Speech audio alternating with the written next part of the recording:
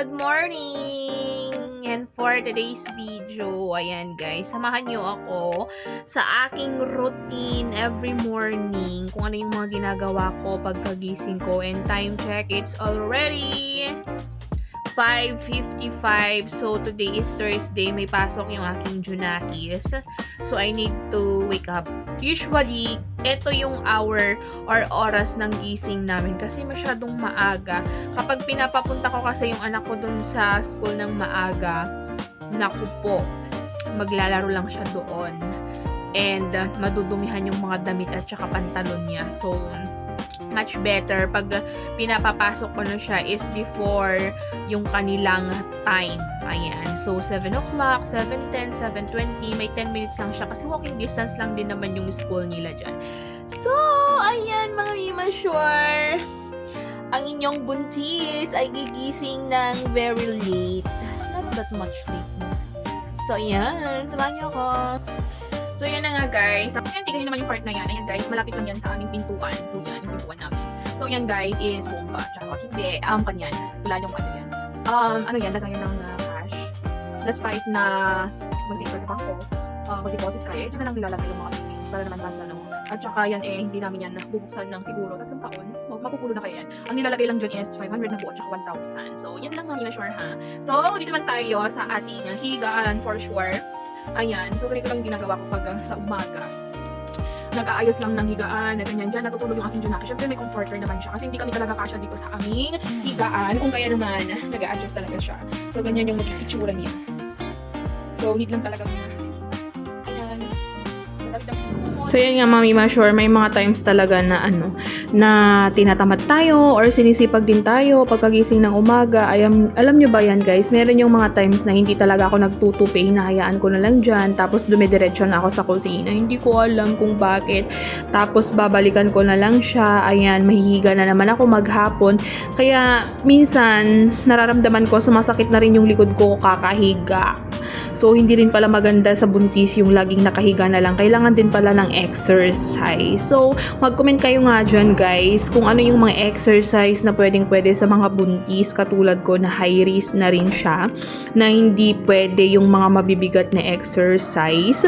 So, para naman meron akong gawin sa umaga. Ayan, kasi, guys, lagpas na ako sa sa 3rd month na mag-4 na buwan na yung aking tiyan. If I'm not mistaken, talaga nandyan na ako. Nasa 16 weeks na rin ako. And yung last pa na ay yung susunod pa na na check up ko ay sa 27. Ayos yung ating higaan na sobrang daming kumot. Yes, kami siguro yung family na sobrang daming kumot ang ginagamit. And kapag meron si asawa, meron yung aking asawa, hindi kami yung kasya dito sa aming kama, kung kaya naman yung aking anak nag-a-adjust.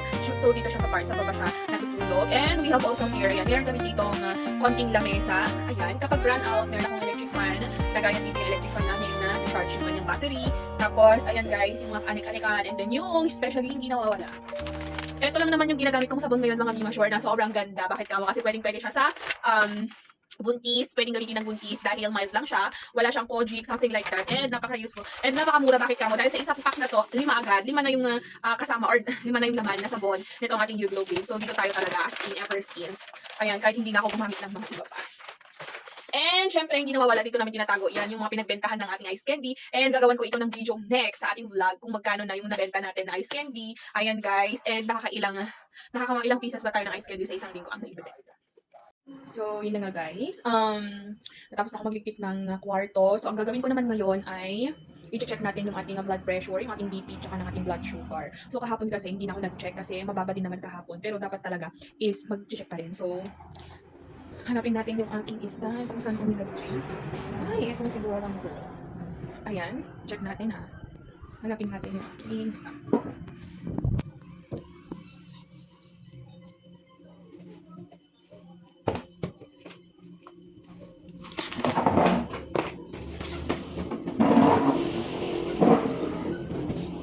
Ayan, so ito yung ginagamit ko sa aking blood pressure. So, ito nga is, di baterya na siya. Ayan, napapalitan siya.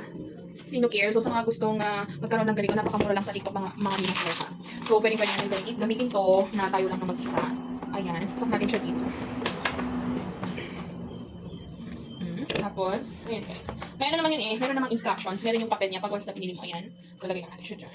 Tapos, ayan lang natin.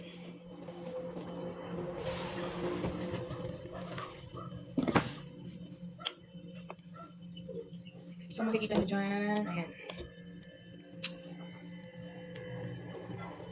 Kumain na kasi ako kanina alas 5. Nag-breakfast ako 5:30 ng rice, white rice, tsaka yung adobong baboy. Tapos, nagpapak lang ako ng isaw. Yung kinikrave ko kagabi, hindi ko nakain, kaya ngayon ko crave.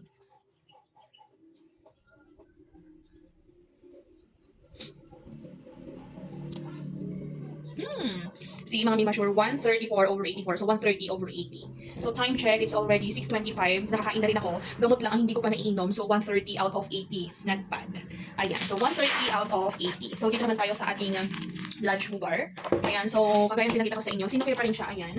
Tapos, ang kagandahan kasi nito mga anti-bells, meron na po siyang bahay. Ayan, guys. Meron na siyang sariling pack. Ayan, bahay, guys. So, nakikita nyo. Ayan. Tapos, may baterya naman po siya. Ayan, mga Mima. Tapos, syempre, ilalagay natin to. Ayan, para ma-monitor natin yung ating blood sugar every day. Although, ang ina sa akin, nabilhin ko yung Otay ba yun? Yung parang brand ng Otay. Sana, ayun lang, hindi siya yung Otay sana. Kasi, yun is, nakadikit na lang siya sa akin. So, mahal, nasa 1,000, if I'm not mistaken, nasa 1,000 plus siya. So, may strips tayo. Ayun, marami kong ilagay. So, ganyan lang nalagay ko. Ilagay lang natin sa bandang taas. Ayan. So, ayan. Ano siya. Hindi natin ito sobra. And then, itong ating strips, ay yung ating needle. Ayan. So, ito naman yung launching device.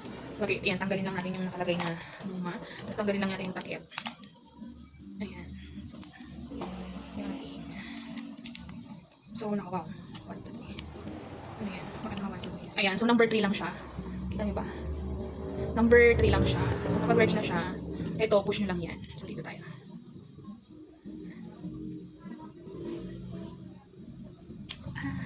So, ganyan. Ayan. Tapos, lagyan natin siya.